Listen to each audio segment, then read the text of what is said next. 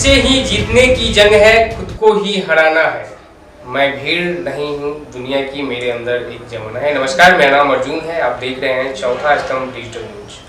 चौथा स्तंभ digital news के विशेष कार्यक्रम मुखिया जी चुनाव के मैदान में।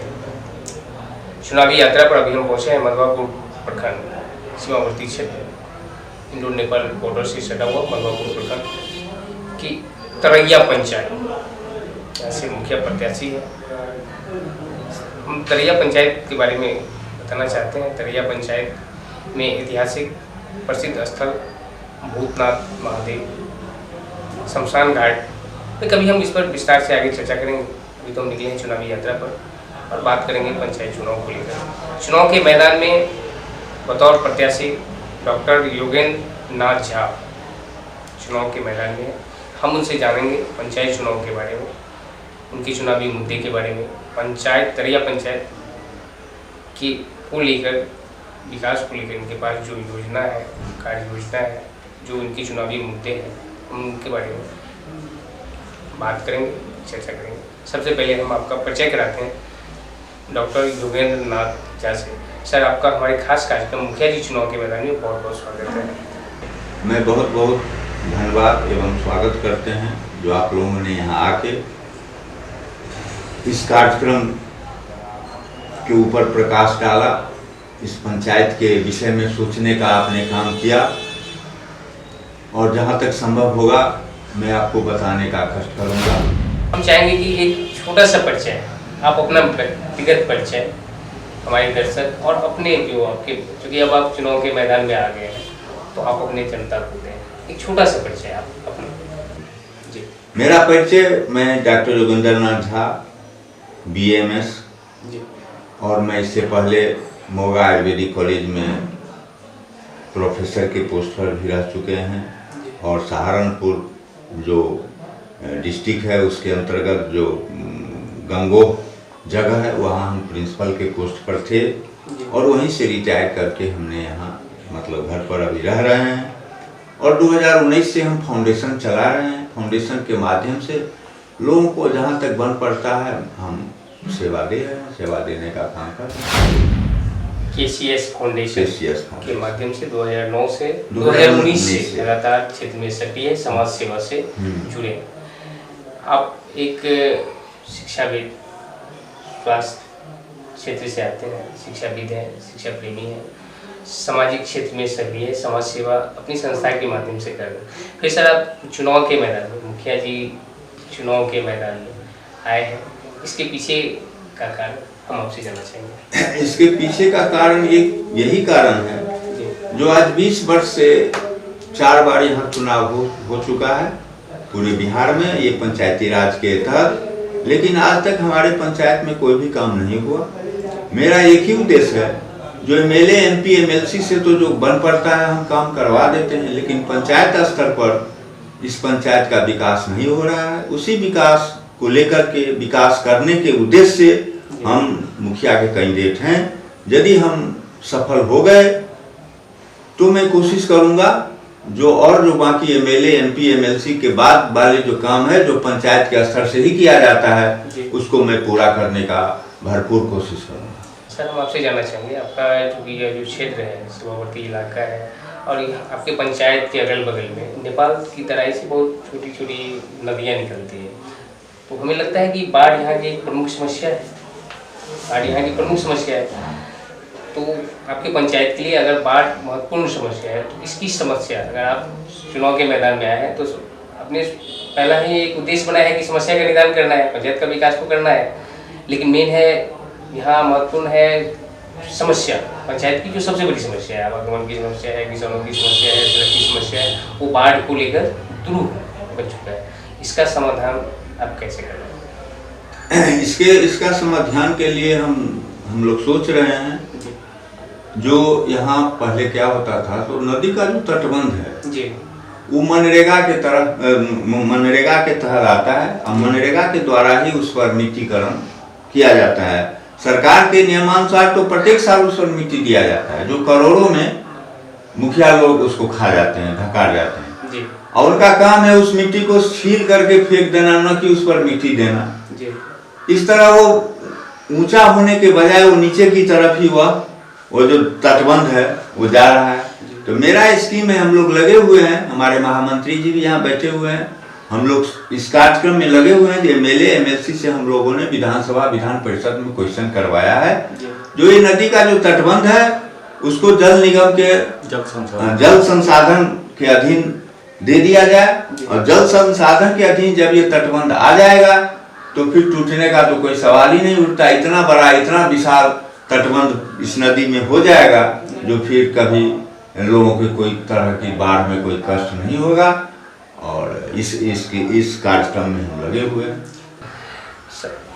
पंचायत सरकार को सरकार के द्वारा एक निश्चित योजना दी गई है जिसका नाम है 7 निश्चय योजना।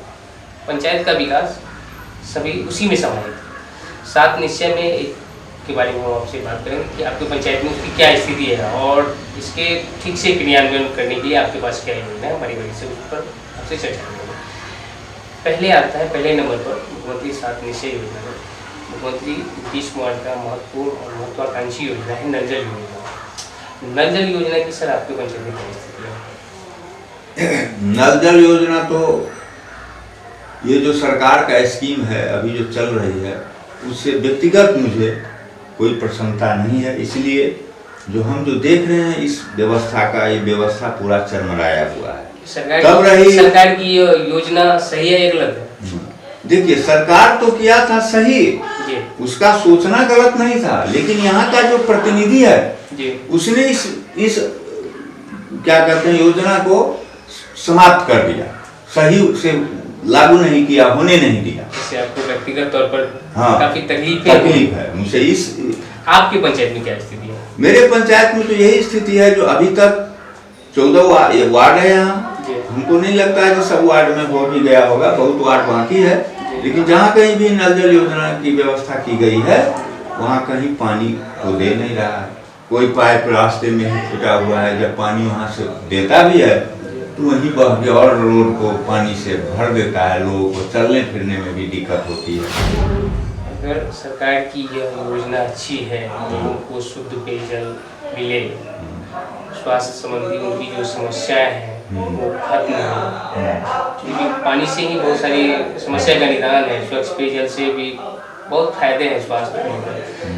अगर आप आते हैं, जनता ने आपको अगर ये मुखिया चुनाव किया तो आप इसे कैसे पढ़ेंगे? सरकार की योजना को जन तक पहुँचाना है, इसी लेकर आपके पास क्या योजना है? मेरा स्कीम रहेगा, जब मैं यदि आ जाऊँगा तो हम पहले पंचायत का सर्वे कराएंगे। सर्वे के द्वारा हम ये जानकारी लेंगे जो नल जल योजना जो है कहाँ कहाँ लगा है, कहाँ बाकी है और किस परिस्थिति में है। उसके बाद चूंकि सरकार का तो फंड आ चुका है, फंड तो ये लोग ढका चुके हैं, तो तुरंत तो फंड मिलने का कोई सवाल ही नहीं उठता है।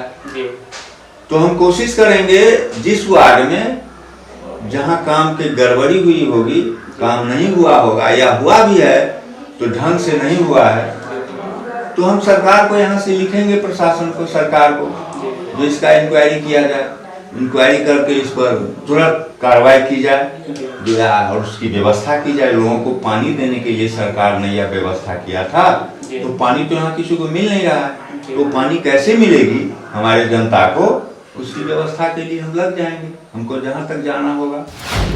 गली नली योजना की क्या स्थिति है सर आपके पंचायत में? इसके समाधान को लेकर आपके पास में क्या योजना है? देखिए, ऐसी बात है, बहुत जगह रोड बन भी गया है। मेरे पंचायत में नहीं बना है, ये अलग बात है, लेकिन और जगह बना हुआ है, बहुत जगह, बहुत पंचायत में। और आपको पहले भी हम बोल चुके हैं कि जो जिस गली नली में रोड बाकी होगा उसको हम बनाएंगे, लेकिन मेरा इससे भी पहले प्राथमिकता रहेगी, वो रोड बनाने से पहले मैं प्राथमिकता दूंगा नाला बनाने का। क्योंकि रोड हम बना भी देंगे और नाला नहीं रहेगी तो पानी रोड पर रुकेगी, तो वो रोड बना हुआ रोड भी खराब हो जाएगा। तो मेरा फर्स्ट प्राथमिकता रहेगा जो गली गली से नाला बना के उस पानी के निकासी के लिए हम पहले सोचेंगे और उसके बाद हम रोड पर काम करेंगे। जल संचय और पर्यावरण संरक्षण के लिए पंचायत सरकार के द्वारा आपके पंचायत में जो काम कहीं करवाया गया है वो आपके संज्ञान में है या इसी लेकर आपके पास क्या योजना है? देखिए अभी तक तो हम कहीं नहीं देख रहे हैं जो जल संचय का यहाँ कोई व्यवस्था है और पर्यावरण के ऊपर भी कोई काम इस पंचायत में मेरे नज़र में नहीं है। तब मैं कोशिश करूँगा जो हम यदि आ जाएंगे तो इस पर भी हम विचार करेंगे, इसको भी हम करने का कोशिश करेंगे जहाँ तक हमसे बन पड़ेगा। पंचायत के द्वारा होगा तो पंचायत के द्वारा, नहीं तो पुराने जो पेड़ है धरोहर है पंचायत की, उसको सहेज के रखना। हाँ उसको भी हम उसकी सुरक्षा के लिए भी हम सोचेंगे और उस पर भी हम काम करेंगे। सर बात आती है स्वच्छता, पंचायत को स्वच्छ रखने की जवाबदेही सरकार ने पंचायत सरकार को दी है। सबसे पहले हम आपसे जानना चाहेंगे कि क्या आपका पंचायत खुले में शौच मुक्त हुआ है? देखिए हमारा पंचायत यदि आप पूछते हैं तो शौच मुक्त नहीं हुआ, इसलिए जो यहाँ बहुत से ऐसे लोग हैं जो लैट्रिन तो बनवा लिए हैं लेकिन वो भी रोड पर ही पैखाना फिरते हैं। सभी घरों में शौचालय का निर्माण, सभी घरों में शौचालय का निर्माण नहीं हुआ है। इसके लिए भी हम सर्वे कराएंगे और पहले सर्वे करा लेंगे, उसके बाद ही हमको पता चलेगा कि किसके घर में शौचालय है या नहीं है। जिसके घर में नहीं होगा शौचालय उसको मैं शौचालय दिलवाने का काम करूंगा, क्योंकि ये तो सेंट्रल सरकार का स्कीम है, सब सरकार को सबको देने के लिए तैयारी है। तो हम हर घर में शौचालय बनवाएंगे और उसके बाद हम लोगों को जागरूक करेंगे जो जब तुम्हारे घर में लैट्रिन है तो फिर रोड को गंदा करने की क्या जरूरत है, इसलिए अपने अपने लैट्रिन में जाने की कोशिश करो और रोड को गंदा मत करो। आप भी कई बात कहते हैं जैसे कि कई मलिन बस्ती है, गरीब बस्ती है, अल्पसंख्यक बस्ती है, जहाँ लोगों के पास जमीन की कमी है, जो अपने घर में शौचालय बनाए वहाँ पे उनके पास जमीन का अभाव है। ऐसी जगहों पर खुले में शौच मुक्त जो आपकी सोच है, जो योजना है, उसको आप कैसे लगाएंगे? इसको हम इस तरह लागू करेंगे कि जिस मोहल्ले में जिसके घर में शौच बनाने के लिए जगह का अभाव होगा तो वहाँ जो सार्वजनिक गवर्नमेंट की जमीन होगी, पहले तो हम वो कोशिश करेंगे जो सरकारी जमीन पर हम सार्वजनिक रूप से शौचालय की व्यवस्था करेंगे, जो सारे लोग उसमें शौचालय में जा सके। या जहाँ नहीं होगा तो किसी व्यक्तिगत जमीन का भी हम व्यवस्था करेंगे, लेकिन शौचालय हम बनाएंगे। और शौचालय बनाने से पहले जब ये स्कीम मेरे दिमाग में आएगा जो मुझे शौचालय बनाना है, तो उससे पहले हम उस शौचालय के रख रखाव के लिए पहले हम स्टाफ की भी व्यवस्था करेंगे, ताकि शौचालय बनाने के बाद ऐसा नहीं हो जो 10 दिन के बाद उस शौचालय में जाने के वो लायक ही नहीं रह जाए। इसके लिए हम पहले स्टाफ की व्यवस्था करेंगे जो उसको रख रखाव ढंग से रखे, जो लोगों को शौचालय जाने में सुविधा हो। पंचायत की जब विकास की बात आती है, किसी भी क्षेत्र की विकास की बात आती है, तो शिक्षा महत्वपूर्ण है। बिना शिक्षा आप उस क्षेत्र का विकास नहीं कर सकते हैं। आप खुद एक शिक्षाविद हैं, शिक्षा प्रेमी हैं। आपके पंचायत में जो बुनियादी शिक्षा, प्राथमिक शिक्षा से लेकर कुछ शिक्षा तक की व्यवस्था सरकार के द्वारा की गई है, क्या स्थिति है सर, और आपसे क्या उम्मीद की जा सकती है इस क्षेत्र में? देखिए मेरे पंचायत में जब सरकार का ऐसा स्कीम आया कि हर पंचायत में एक हाई स्कूल या जहाँ हाई स्कूल है उसको 10+2 करने का, तो मेरे पंचायत में हाई स्कूल नहीं था। तो ये हाई स्कूल 2016 में सरकार का स्कीम था, उस हिसाब से यहाँ आया। यहाँ जमीन के कारण जमीन में लफड़ा लग गया, नहीं हो पाया, ये चला गया तरैया में भी जमीन नहीं मिला। उसके बाद सरकार का ऐसा स्कीम था जो जहाँ कहीं जमीन नहीं मिलती है तो किसी मिडिल स्कूल में ही यदि स्पेस है तो उसको वहीं तत्काल व्यवस्था की जाए, तो भी हमारे गांव में जो मिडिल स्कूल है वहाँ इसको फिर लाया गया तरैया से, फिर यहाँ आ गया बारी। तो बारी इसलिए उसका नाम तरैया बारी उत्क्रमित विद्यालय है और यहाँ अभी वो चल रहा है हाई स्कूल, और उसमें एक मंजिल बन गया है, दूसरे मंजिल का फिर पैसा आएगा तो बनेगा। और आगे मेरा ये स्कीम है जो यदि मैं आ गया पंचायत में, मुखिया में यदि हम विजयी हुए तो हम कहीं जमीन की व्यवस्था करेंगे और इसको तो यहाँ से ले ही जाना है, क्योंकि 3-4 कट्ठा में तो हाई स्कूल चलेगा नहीं। और मेरा कोशिश रहेगा जो उसी हाई स्कूल में इतना फील्ड भी बने ताकि जो विद्यार्थी लोगों को खेलकूद, क्रिकेट, वॉलीबॉल ये सब खेलने का भी, व्यायाम करने का भी सुविधा। प्राथमिक शिक्षा की जो व्यवस्था है, अभी सब बच्चे स्कूल में जाए, क्या आपको लगा है कि पंचायत में स्थिति ठीक है या कहीं अन्य जगहों पर विद्यालय की आवश्यकता है? क्योंकि अभी आप चुनाव के मैदान में हैं, अपने पंचायत में लगातार सक्रिय हैं, क्षेत्र का दौरा कर रहे हैं अपने पंचायत का, तो ऐसा लग रहा है कि यहाँ शिक्षा की स्थिति ठीक नहीं है, यहाँ विद्यालय की भी आवश्यकता है। देखिए, जहाँ तक शिक्षा की अभाव है तो स्कूल में टीचरों की अभाव है, टीचरों का भी अभाव है। जहाँ 10 ठो टीचर रहना चाहिए वहाँ 3 ठो टीचर है, तो मास्टर को भी दिक्कत है, चूँकि हम वो भी देखते हैं। यदि अभी जैसे अभी हाई स्कूल ही है, चूँकि हम यहाँ के शिक्षा प्रेमी में भी मेरा ही नाम है, तो बराबर फ़ोन करती रहती है हेड मास्टर, पहले का पढ़ाई मिडिल स्कूल का जो हेड मास्टर है वही अभी हेड मास्टर है वहाँ। तो 3-4 टीचर तो अलग से है हाई स्कूल में, लेकिन ऐसा होता है जो कभी 4 में से कोई 3 ठो नहीं आया, 2 ठो नहीं आया, तो फ़ोन करती है हमको जो हम क्या करें। क्योंकि हेड मास्टर जो है वो तो हाई स्कूल के पढ़ाने के लायक है नहीं, जो नहीं कोई है तो एक क्लास वो भी संभाल लेगी, तो वो तो बच्चे क्लास में मिडिल स्कूल में ही कुछ कर सकती है। तो ऐसी स्थिति में उसको दिक्कत होता है। लेकिन चूंकि अभी चुनाव है उस हैसियत से हम इसको अभी उतना नहीं ले रहे हैं। जो मास्टर भी तो इसी क्षेत्र के हैं, तो इस पर हम विचार करेंगे चुनाव के बाद। क्योंकि बच्चों को तो शिक्षा मिलनी चाहिए, इस पर निगरानी बराबर जरूरी है। बहुत जरूरी। क्या उम्मीद करें आपसे कि आपके आने के बाद पंचायत में शिक्षा की जो व्यवस्था है उसे आप दुरुस्त करवाने की पहल करेंगे? हमारे आने के बाद तो यहाँ स्कूल का जो स्थिति होगा वो दौड़ने लगेगा, क्योंकि टीचर को आना पड़ेगा। सर, हम बात करेंगे सरकार की बहुत सारी योजनाएं हैं, जिसमें सीधे तौर कई ऐसी योजनाएं हैं जिसमें सीधे ग्राम पंचायत की भूमिका नहीं रहते हुए भी प्रधान की भूमिका महत्वपूर्ण हो जाती है।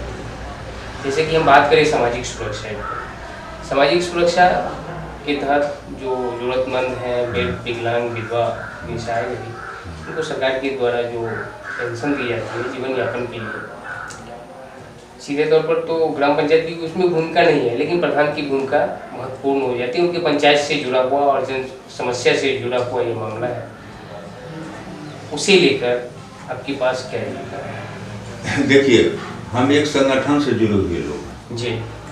हम यदि मुखिया हो भी जाएंगे तो हम बीजेपी पहले हैं, उसके बाद मुखिया बनेंगे। तो मेरा जितना भी सिस्टम है, जितना भी कार्य करता है इस पंचायत में जी, वो सब सक्रिय रहेगा जी। और सबको हम कहेंगे, वो महामंत्री जी हों या पंचायत अध्यक्ष हों, महामंत्री जी हैं तो प्रखंड के हैं, उनको तो प्रखंड में भी हमारा जहाँ मुखिया रहेगा वहाँ ये लोग काम करेंगे।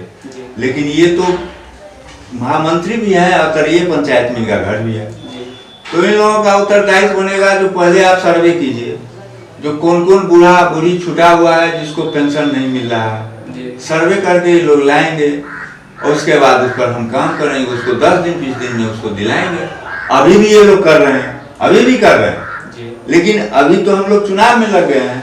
चुनाव के बाद मेरा सर्वे चलेगा और सर्वे में जो छूटा हुआ व्यक्ति मिलेगा हमको, उस सबको हम लोग पेंशन दिलाने का काम करेंगे। तो ये पंचायत है, प्रखंड मुख्यालय से काफी दूर है, अनुमंडल मुख्यालय से भी काफी दूर है।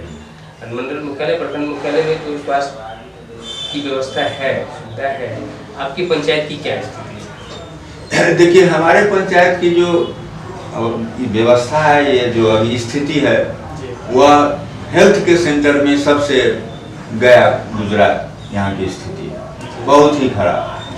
हम आपको पहले भी बोले हैं, अभी भी बोल रहे हैं, यहाँ यदि किसी को सड़क काट लेगा तो 20 किलोमीटर इधर भी है, 20 किलोमीटर इधर भी है, वहाँ जाते जाते उसका भगवान भरोसे यहाँ से स्वास्थ्य केंद्र 20 किलोमीटर है, तो बहुत नजदीक। यहाँ से 3 किलोमीटर पर भी आपको बिशनपुर में स्वास्थ्य केंद्र है और इधर 6-7 किलोमीटर बलवा में भी है। लेकिन जब हम लोग बच्चे थे तो ये हॉस्पिटल इतना शानदार चलता था, बढ़िया बढ़िया डॉक्टर, नर्स, कंपाउंडर, दवा भी मिलता था वहाँ। लेकिन अभी वह मरणासन स्थिति में है, वहाँ ना कोई डॉक्टर है ना कुछ नहीं है, इसलिए वहाँ कोई पेशेंट नहीं है। जब डॉक्टर नहीं है तो पेशेंट कहाँ से आएगा? वो व्यवस्था चरमरा चुका है, वहाँ कोई व्यवस्था नहीं है।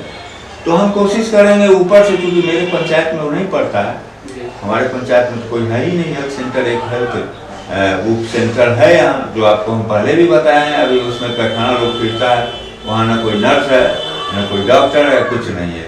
तो उसको भी हम व्यवस्थित करने की कोशिश करेंगे।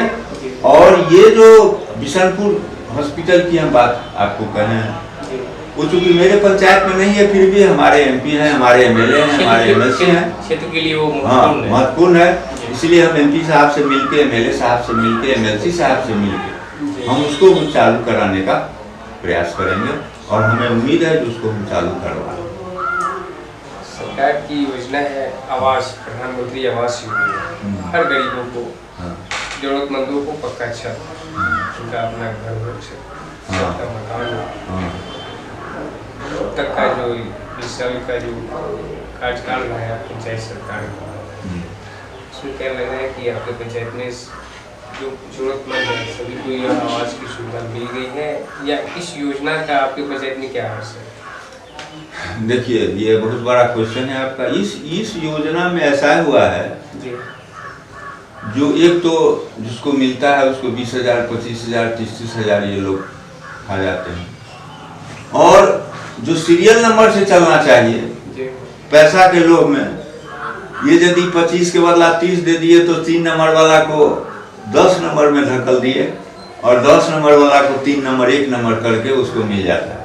तो इस पर भी मेरा जो जितने कार्यकर्ता बीजेपी वाले होंगे यहाँ, उनका इस पर भी दायित्व हम देंगे जो पूरे सर्वे कीजिए, जो किसको मकान मिला है। ऐसे भी व्यक्ति हैं जो 3-3 बार बाप के नाम पर भी ले लिया, बेटा के दो बेटा है उसके नाम पर भी ले लिया, 3-3 ले लिया, लेकिन जिसको मिलना चाहिए उसको वहां तक ये लाभ नहीं प्राप्त हो सका है अभी तक।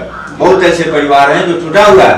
तो मेरा कोशिश रहेगा हमारे जितने भी कार्यकर्ता हैं इस पर लग जाएंगे और इसका भी हम सर्वे कराएंगे, जो छूटा हुआ है उसको दिलाने का कोशिश करेंगे। सुरक्षा एक महत्वपूर्ण पार्ट है, खासकर इसकी जरूरत पिछले जो वैश्विक महामारी के समय में जो देशव्यापी लॉकडाउन हुआ था उस समय एक बड़ी समस्या उत्पन्न हो गई थी, लेकिन सरकार ने इसकी वैकल्पिक व्यवस्था की।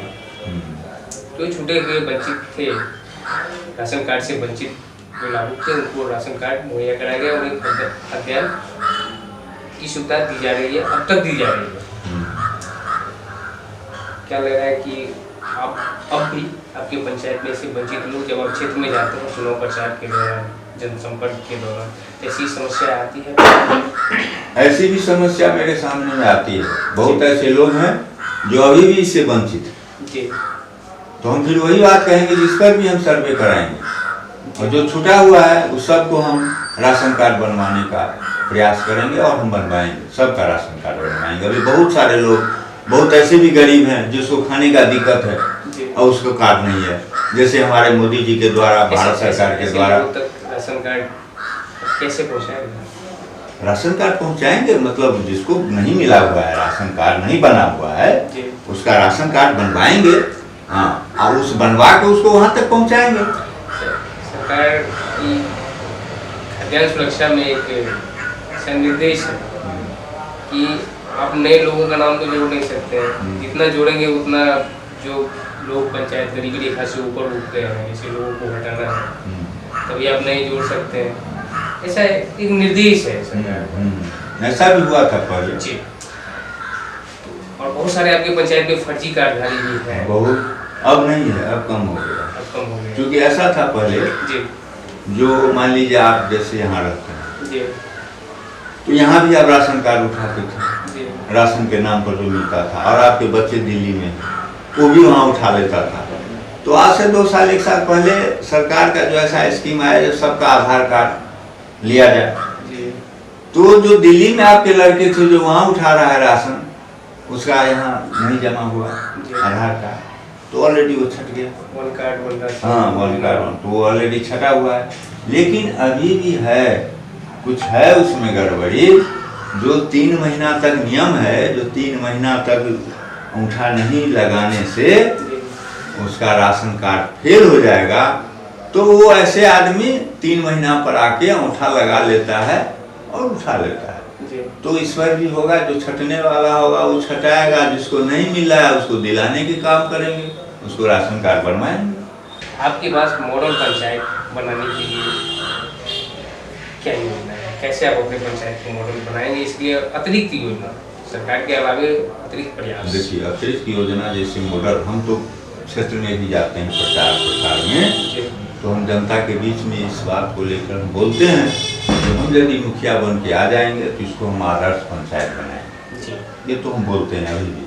जी और इसको आदर्श पंचायत बनाने के लिए मैंने अभी तक जितना आपको स्कीम बताया है वो सब आदर्श में ही आता है। जी। वो सब हो जाएगा तो बिजली की व्यवस्था है ही, और उसमें कोई कमी होगी तो उसको पूरा करेंगे।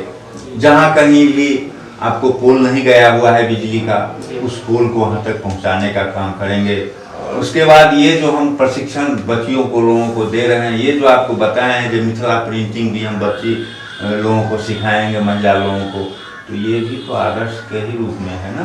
हम तो पंचायत को इसी तरह से आदर्श इसको सुसज्जित करेंगे, सुंदर पंचायत जो बनाएंगे तो सारी व्यवस्था देंगे इस पंचायत के अंदर ही, जो हमारे लोगों को किसी काम के लिए बेनीपट्टी नहीं जाना पड़े, उसको हम इस पंचायत में भी व्यवस्था करेंगे। जैसे पंचायत भवन में आपको पहले बताया है, वहाँ सारे ऑफिस लगेगी, तो कहा जाएगा कोई मधवापुर प्रखंड में, यहाँ हॉस्पिटल की व्यवस्था हो जाएगी, तो क्यों जाएगा लोग बेनीपट्टी। हाँ, वैसा इमरजेंसी होता है तो दरभंगा पटना भी लोग जाता है, लेकिन छोट मोटी इलाज तो यहाँ हो जाएगा।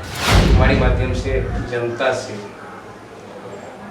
क्या वादे कर रहे हैं, किस तरह का आश्वासन देना चाहते हैं, अंत में आपसे जानना चाहिए। देखिए, जनता से मेरा एक ही वादा है, जो मेरा कोशिश रहेगा, जो मेरे पंचायत की जो जनता है उसको किसी भी रूप में जी उसको हम कष्ट का अनुभव नहीं होने देंगे। जो कोई गरीब है उसका यदि पिता स्वर्गवास हो गया है और उसको यदि क्रियाकर्म करने के लिए पैसा नहीं है, तो हम अपने स्तर से, कहने का मतलब जो ऐसा तो नहीं करेंगे जो 5 लाख खर्च करेगा तो हम दे देंगे, और गरीबी मौज में जो होता है वो भी हम पूरा करने की कोशिश कर रहे हैं और करेंगे। किसी बेटी की शादी हो रही है, उसमें उसको दिक्कत है तो थोड़ा बहुत उसमें भी करेंगे। कोई इलाज के बिना मर रहा है तो इलाज भी करवाएंगे। ये सारा काम तो हम करेंगे। सुख दुख की घड़ी में हाँ, हम एकदम साथ रहेंगे, उसके लिए खड़े रहेंगे।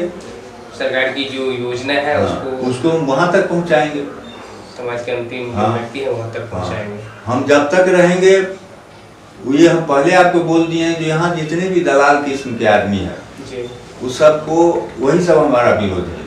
जनता हमारा विरोध नहीं कर रहा है, जनता अभी स्तब्ध है और जनता सोच रही है, जनता हमको सब वोट देगा। दलाल बदमाश, इस पर निगरानी के लिए आपके पास कोई स्पेशल व्यवस्था है इसकी, जो आप आने वाले समय में करेंगे? मेरे पास तो इसके लिए इतना व्यवस्था है, जो हम फाउंडेशन चलाते हैं।